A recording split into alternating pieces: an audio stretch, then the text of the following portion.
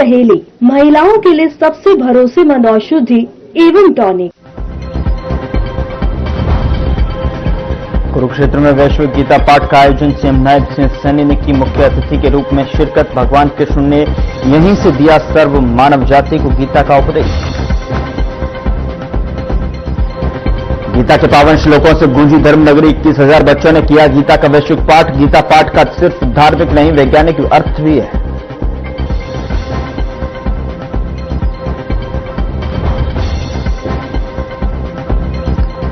नेता प्रतिपक्ष भूपेंद्र सिंह हुड्डा का सरकार पर वार। खेल ढांचे के रखरखाव को लेकर सरकार को घेरा। कहा, सरकार पूरे हरियाणा को खेल ढांचे का रखरखाव करने में नाकाम।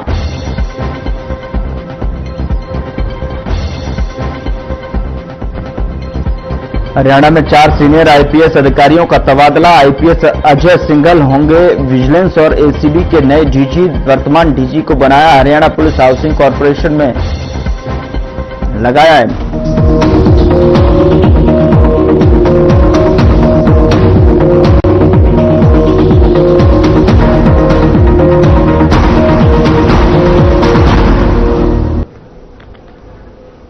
नमस्कार, मैं हूं आपके साथ गौरव राजवेंद्र। बुलेटिन की शुरुआत करते हैं। मुख्यमंत्री नायब सिंह सैनी ने प्रधानमंत्री नरेंद्र मोदी का आभार जताते हुए कहा कि मन की बात कार्यक्रम में कुरुक्षेत्र और हरियाणा की सांस्कृतिक विरासत का विशेष उल्लेख होना पूरे राज्य के लिए गर्व की बात है। मुख्यमंत्री सैनी ने कहा कि महाभारत अनुभव केंद्र में महाभारत पर आधारित स्पेशल शो हरियाणा की सांस्कृतिक धरोहर को अंतर्राष्ट्रीय पहचान दिलाएगा। उन्होंने कहा कि कुरुक्षेत्र की गीता जयंती के माध्यम से गीता का संदेश विश्व स्तर तक पहुंचना हरियाणा के गौरव को और बढ़ाता है। मुख्यमंत्री ने कहा कि प्रधानमंत्री नरेंद्र मोदी के नेतृत्व और मार्गदर्शन में हरियाणा सरकार सांस्कृतिक विरासत को वैश्विक पहचान दिलाने के लिए निरंतर कार्य करती रहेगी।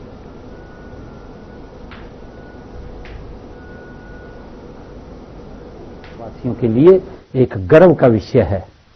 सऊदी अरब से लेकर मैं माननीय प्रधानमंत्री श्री नरेंद्र मोदी जी का हृदय से धन्यवाद करता हूं कि उन्होंने मन की बात में कुरुक्षेत्र और हरियाणा की गौरवशाली विरासत का विशेष उल्लेख किया है। माननीय प्रधानमंत्री जी द्वारा महाभारत अनुभव केंद्र की सराहना हमारे लिए सम्मान है। 3D लाइट एंड साउंड और डिजिटल तकनीक के माध्यम से प्रस्तुत महाभारत का यह अनुभव हरियाणा की सांस्कृतिक धरोहर को वैश्विक स्तर पर एक नई पहचान दिला रहा है। माननीय प्रधानमंत्री जी ने ब्रह्म सरोवर पर आयोजित अंतर्राष्ट्रीय गीता महोत्सव के माध्यम से पूरे विश्व में फैली गीता की प्रेरणा का जो उल्लेख किया है वह हरियाणा वासियों के लिए एक गर्व का विषय है। सऊदी अरब से लेकर यूरोप, लातविया, एस्टोनिया, लिथुआनिया और सेंट्रल एशिया कई देशों में गीता उत्सवों की चर्चा होना भारत की सांस्कृतिक शक्ति का प्रमाण है और यह प्रधानमंत्री जी के नेतृत्व में ही संभव हुआ है।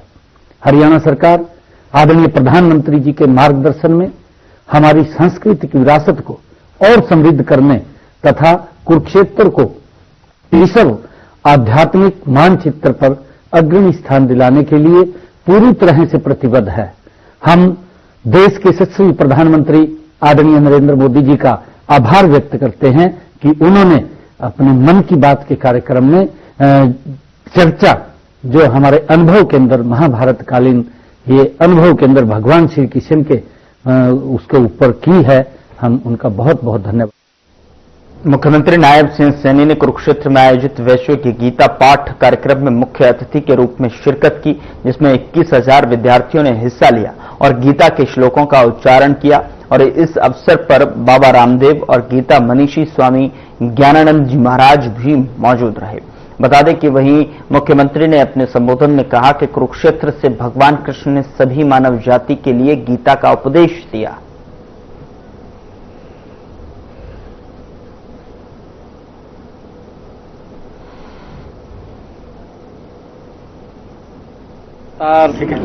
अंतर्राष्ट्रीय गीता जयंती महोत्सव हर वर्ष गति से दुनिया में फैलता जा रहा है। इसका सारा श्रेय देश के यशस्वी प्रधानमंत्री आदरणीय नरेंद्र मोदी जी, हमारे गीता मनीषी स्वामी ज्ञानानंद जी महाराज और हमारे योग ऋषि आदरणीय रामदेव जी महाराज, ऐसे महान संतों को जाता है कि जो हमारी प्राचीन पद्धति थी, जो भगवान श्री कृष्ण ने, जो योगेश्वर भगवान ने इस पवित्र भूमि से सर्व मानव जाति के लिए दिया, आज ये गीता हर घर के अंदर ये पहुंच रही है और लाखों की संख्या में इसमें हिस्सा ले रहे हैं। मैं आज गीता जयंती के इस पावन पर्व पर सभी को बहुत बहुत बधाई और शुभकामनाएं देता हूं। और आज हमारा मार्गदर्शन करने के लिए योग ऋषि स्वामी रामदेव जी महाराज यहां पधारे हैं, बच्चों को आशीर्वाद दिया है। और वास्तव में भगवत गीता जो है वो केवल सन्यासियों या मंदिर तक के लिए नहीं, आस्था अवश्य है, लेकिन गीता बच्चों का सुसंस्कार है। और जिस ढंग से आज अंतर्राष्ट्रीय गीता महोत्सव में गीता जयंती के दिन 21,000 विद्यार्थी यहाँ और लाखों लाखों देश विदेश में जुड़े, इससे ये स्पष्ट हुआ कि हरियाणा सरकार भगवत गीता को केवल यहाँ केंद्र के रूप में नहीं, लेकिन बच्चों के संस्कारों के रूप में स्थापित करना चाहती है, युवाओं में संचार करना चाहती है सकारात्मक रचनात्मक ऊर्जा का, और पूरे विश्व में गीता का संदेश फैले, पूरा विश्व समझे गीता के तत्वों को। और जैसा पूज्य योग ऋषि जी महाराज ने कहा कि आज पूरा विश्व गीता के कारण गीता हमारे सनातन की आत्मा है और हमारे मुख्यमंत्री जी नायब सिंह सैनी जी गीता को जीते हैं, हमारे देश के प्रधानमंत्री जी गीता को जीते हैं और गीता के ज्ञान योग, भक्ति योग, कर्म योग, जो योग की त्रिवेणी है उसको जीते हुए एक भारत, श्रेष्ठ भारत, एक समृद्ध संगठित विकसित भारत का सपना गीता के कर्मयोग से, पुरुषार्थ और पराक्रम, शौर्य, वीरता से कैसे हमें प्रतिष्ठापित करना है और गीता के विग्रहवान रूप होकर के राम के रामत्व को, कृष्ण के कृष्णत्व को, शिव के शिवत्व को धारण करते हुए अपने कुरुक्षेत्र में अंतर्राष्ट्रीय गीता महोत्सव के अवसर पर मुख्यमंत्री नायब सिंह सैनी ने शंखनाद और मंत्रोच्चारण के बीच महाआरती और गीता पूजन किया। और इस कार्यक्रम में आरएसएस के राष्ट्रीय प्रचारक इंद्रेश, गीता मनीषी स्वामी ज्ञानानंद महाराज, पर्यटन मंत्री डॉक्टर अरविंद शर्मा और अन्य प्रमुख नेताओं ने हिस्सा लिया। ब्रह्म सरोवर के पावन तट पर दीपोत्सव का आयोजन किया गया, जिसमें हजारों दीपों से सरोवर का तट जगमगा उठा। मुख्यमंत्री ने गीता जयंती के महत्व पर प्रकाश डालते हुए कहा कि इस महोत्सव ने कुरुक्षेत्र को वैश्विक पहचान दिलाई है।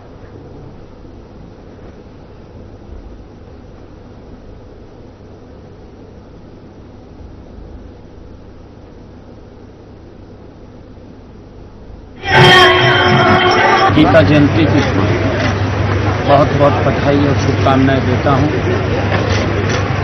कुरुक्षेत्र की इस पवित्र भूमि पर भगवान श्री कृष्ण ने स्वयं अपने मुखारबिंद से मानव मात्र के लिए गीता का, कर्म का, और आज 15 तारीख से अंतर्राष्ट्रीय गीता जयंती महोत्सव ये प्रारंभ हुआ था। आज गीता जयंती के अवसर पर आज ये अंतिम दिन है। अभी और जो हमारे यहाँ पर स्टॉल्स लगे हुए हैं उनके लिए 21 दिन लगातार, ये 15 तारीख से लेकर के 21 दिन का पूरा ये चल रहा है। मैं इस अवसर के ऊपर, क्योंकि ये भूमि, इस भूमि के ऊपर देश के यशस्वी प्रधानमंत्री आदरणीय नरेंद्र मोदी जी, जिन्होंने उस महाभारत थीम पर जो ज्योतिसर में अनुभव केंद्र बना है उसका उद्घाटन भी किया है और वहां पर पंचजन्य का भी लोकार्पण आदरणीय प्रधानमंत्री जी ने किया। आदरणीय प्रधानमंत्री जी ने इसकी चर्चा यहाँ तो की है कुरुक्षेत्र की भूमि पर, परंतु उन्होंने कर्नाटक की उडुपी और मन की बात के कार्यक्रम में गीता जयंती महोत्सव और अनुभव केंद्र की बात कही है, जिससे कि पूरी दुनिया में ये बड़ा संदेश कुरुक्षेत्र का गया है। और बहुत सारे लोग इस कुरुक्षेत्र की अनुभव केंद्र को देखने के लिए, उस महाभारत कालीन फिल्म को देखने के लिए यहाँ पर आएंगे। ये हमारे लिए बड़े खुशी की बात है। और अब वो अनुभव केंद्र भी आम लोगों के लिए वो खुला है। आकर के परिवार सहित, बच्चों सहित और देश और प्रदेश से लोग निरंतर आ रहे हैं।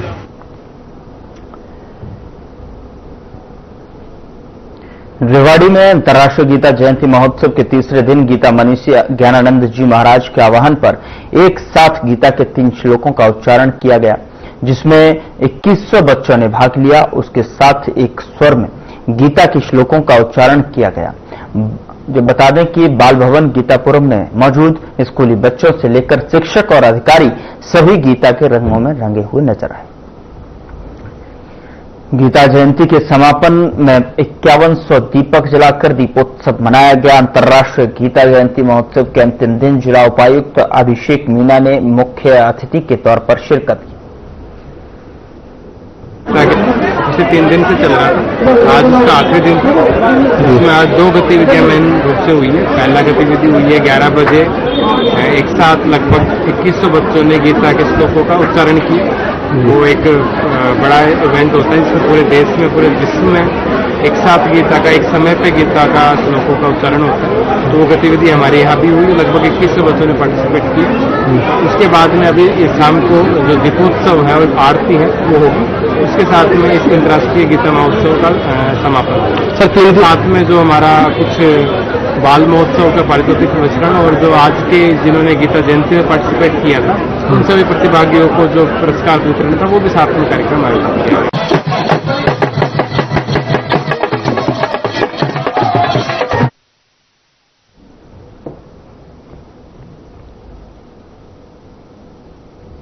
हरियाणा के नेता प्रतिपक्ष भूपेंद्र सिंह हुड्डा ने 2 खिलाड़ियों की मौत को लेकर सरकार पर निशाना साधा। हुड्डा ने कहा कि सरकार खेल ढांचे के रखरखाव में नाकाम रही है। हुड्डा ने और क्या कुछ कहा, ये आपको सुनवाते हैं। पोल गिरने से उनकी डेथ हुई। एक बादरगढ़ में, एक लाखन माजरा, जो कि बड़े अच्छे खिलाड़ी थे और एक तो मतलब नेशनल टीम में आने वाला था, पक्का था उसका। तो ये बड़ा दुखद बात है।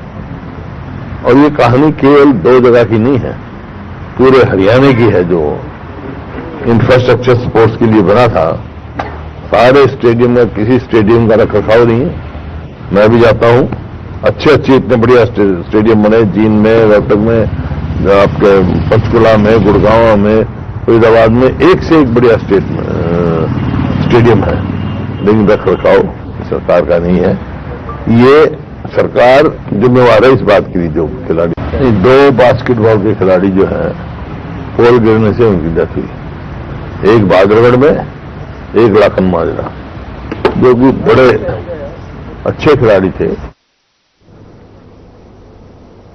कन्हीना के ककराला स्थित एसडी सीनियर सेकेंडरी स्कूल में जो है समुत्कर्ष प्रोजेक्ट 4.0 का भव्य शुभारंभ किया। कार्यक्रम के मुख्य अतिथि हरियाणा के शिक्षा मंत्री महिपाल राणा रहे, जिन्होंने दीप प्रज्वलित कर कार्यक्रम की शुरुआत की। इस वर्ष 101 छात्रों को स्कॉलरशिप प्रदान की गई और बता दें कि मंत्री राणा ने कहा कि समुत्कर्ष प्रोजेक्ट अनुसूचित जाति वर्ग के प्रतिभाशाली विद्यार्थियों के शैक्षणिक और सामाजिक उत्थान का प्रभावी मॉडल है। कार्यक्रम में कैरियर परामर्श, मेंटोरिंग, क्विज और प्रदर्शनी और नाट्य मंचन शामिल रहे। राणा ने कहा कि सरकार शिक्षा नीति 2020 को पूर्ण रूप से लागू कर चुकी है और शिक्षक पॉलिसी में लगातार सुधार जारी है।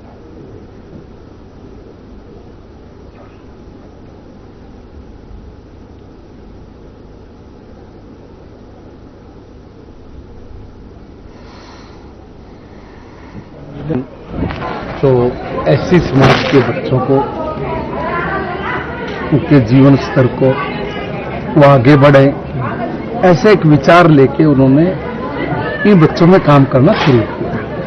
हमें बहुत खुशी हुई कि ऐसा काम अगर कहीं हो रहा है तो क्यों ना ऐसी संस्थाओं को और ऐसे जो बच्चे लगे हुए हैं उनको हम भी जाके मिले मैं खाली उनसे मिलने के लिए आया था, उनसे नमस्ते राम राम हो गई। वो जीवन में आगे बढ़े, खूब तरक्की करे।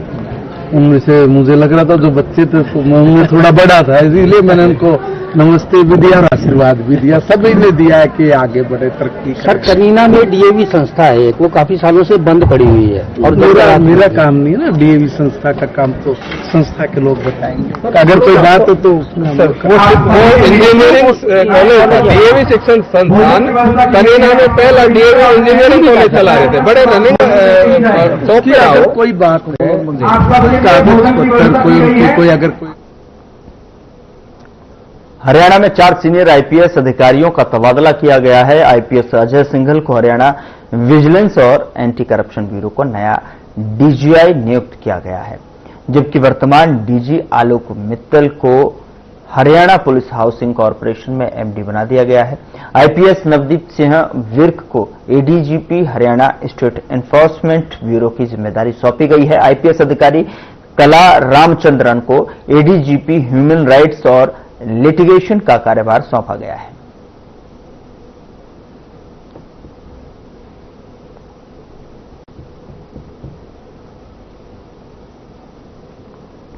उधर रेवाड़ी के एक होटल में नेवी जवान की संदिग्ध मौत का मामला सामने आया है। अटेली के गांव गड़ी रोतल निवासी जवान हितेश 25 दिन की छुट्टी पर घर आया था।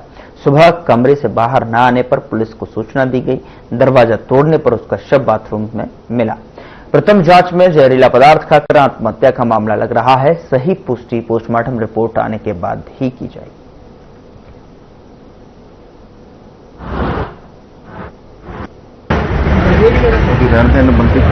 ये पुलिस को है ना बदरिया कंट्रोल रूम में सूचना मिली थी कि अपना होटल है अम्बेडकर चौक के पास है, यहाँ एक कमरे में एक व्यक्ति ठहरा हुआ था। तो काफी बोलने के बाद ही वो दरवाजा नहीं खोलता। जिस सूचना पे पुलिस यहाँ पे आई और देखा तो दरवाजा खोल के देखा तो उसकी डेड बॉडी बाथरूम में पड़ी हुई थी। अंदेशा है करीबन रात को 3:30 बजे के करीब यहाँ पे आया है और बाकी अभी हर एंगल से जांच की जाएगी, जैसी भी कार्रवाई होगी अमल में लाई जाएगी।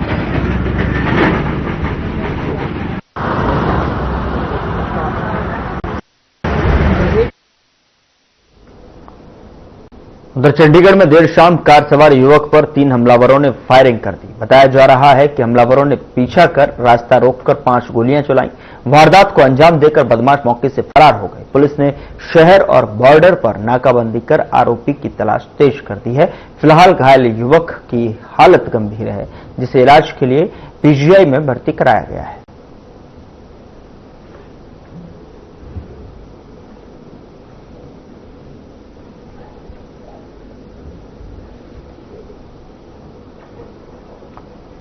उधर यमुनानगर में जिला ड्रग कंट्रोलर की टीम ने गुप्त सूचना के आधार पर जगाधरी के ग्राम खदरी में एक दुकान पर अचानक छापेमारी की और सूचना थी कि दुकानदार कॉस्मेटिक सामान की आड़ में नशीले कैप्सूल बेचता है। ड्रग कंट्रोलर बिंदु धीमान के नेतृत्व में हुई इस कार्रवाई में दुकान से 112 संदिग्ध कैप्सूल बरामद हुए हैं, जिन पर कोई रैपर या लेबल नहीं था। एक साधारण मनियारी दुकान में इतनी बड़ी मात्रा में बिना रैपर के कैप्सूल मिलना टीम के लिए बेहद संदेहजनक था। इसके बाद जिला ड्रग कंट्रोलर ने जो है मौके से ही जिला एंटी नारकोटिक्स सेल को सूचना दी और बरामद कैप्सूल उन्हें सौंप दिए ताकि आगे की जांच कानूनी कार्रवाई की जा सके। फिलहाल इस मामले में अभी तक किसी की भी गिरफ्तारी नहीं हुई है, क्योंकि बरामद कैप्सूल बिना रैपर के थे। इसलिए कैप्सूल को जांच के लिए भेजा जाएगा, जिसके बाद ही कार्रवाई अमल में लाई जाएगी।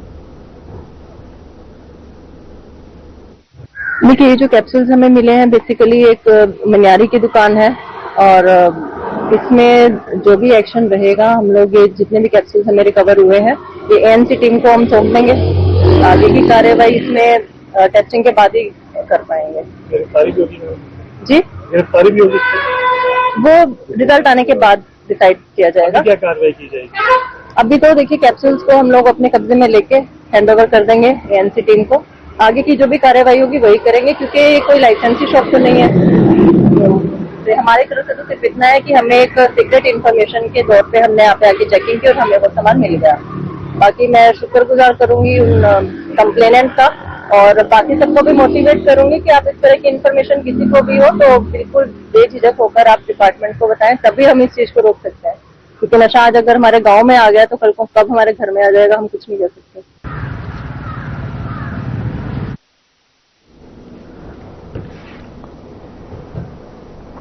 उधर बास्केटबॉल पोल के नीचे दबकर जान गंवाने वाले खिलाड़ी अमन के परिजनों ने पुलिस में लिखित शिकायत दर्ज कराई है, जिसमें उन्होंने पीजीआई रोहतक के डॉक्टरों, बास्केटबॉल पोल मेंटेनेंस और स्टेडियम के जिम्मेदार जो है पर एफआईआर दर्ज करने की मांग की है। वहीं परिजनों का आरोप है कि अमन की पोस्टमार्टम रिपोर्ट में लापरवाही की गई है, जिसमें उसकी उम्र 2 अलग अलग जगहों पर गलत लिखी गई है और मेल की जगह जो है उसे फीमेल दर्शाया गया है।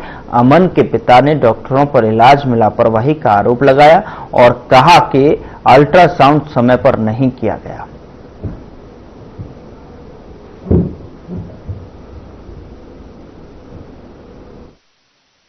ये आज हमारे छोटे भाई के लिए जिसकी डेथ ये होशियार ब्रिगेडियर सिंह स्टेडियम में हुई थी, हम चाहते हैं कि जिन अधिकारियों की भी कार्रवाई लापरवाही हुई है जिनकी वजह से, और जहां पे हम रोहतक पीजीआई में लेके गए हैं, उन्होंने जिन डॉक्टरों ने हमारे मरीज को न देखते हुए, इमरजेंसी केस न समझते हुए जो भी उपचार में लापरवाही की है, समय से उपचार नहीं किया है, उन पर सख्त से सख्त कार्रवाई हो। इसके अलावा और जिम्मेदार कौन है? जैसे आपने लिखा स्टेडियम और ये सर इसमें मैंने लिखा है, जैसे मैं आपको बता दूं, जो भी इस स्टेडियम का रख रखाव करता है, जिसके भी अंदर में ये आता है, जिसको टेंडर दिया गया है, अब हमको नहीं पता हो किसको दिया गया है, कौन इसका रख रखाव करता है, वो अभी तक सामने नहीं आया। उसके लिए जांच कमेटी एसडीएम साहब ने बिठाई है, बट अभी तक उसमें कोई साफ जवाब हमको नहीं मिला है। मैं चाहता हूं कि जो भी अधिकारी इसका रख रखाव करता था, उस सभी को उन पर सभी पर कार्रवाई की जाए। आप लोगों ने बयान नहीं लिए गए जांच कमेटी द्वारा? नहीं जी, अभी कोई बयान नहीं लिए गए हमारे। सर मैं अभी अपने एप्लीकेशन एफआईआर लिखने के लिए सिटी थाने में आया हूँ और मैंने इनके खिलाफ और ये एफआईआर दर्ज की है सर। एप्लीकेशन दी है जी। किसके खिलाफ दी है और क्या? ये खेल प्रशासन और पीजीआई के खिलाफ सर। क्या हुआ? मेरे बच्चे की डेथ हुई थी सर। खेल प्रशासन खेलते पोल गिरा था और जिसको लेकर मैं पीजीआई रोहतक गया था, जहां उनकी लापरवाही के कारण मेरे बच्चे की डेथ हुई थी सर। आज मैं इनके खिलाफ सिटी अपने बादगढ़ सिटी थाने में इनकी एफआईआर दे रहा हूँ सर। पोस्टमार्टम रिपोर्ट मिली आपको? हाँ मिली है सर। क्या है पोस्टमार्टम? इसमें काफी गलतियां की है। जैसे मेरे लड़के को मेल से फीमेल बना दिया गया है, जिसकी उम्र 15 से 25 कर दी गई है, और उसमें कोई टाइमिंग की भी चेंज की गई है। क्या टाइमिंग हमारा अराइव टाइम पहुंचा है 00 देखा। फिलहाल बुलेटिन में इतना ही। नमस्कार।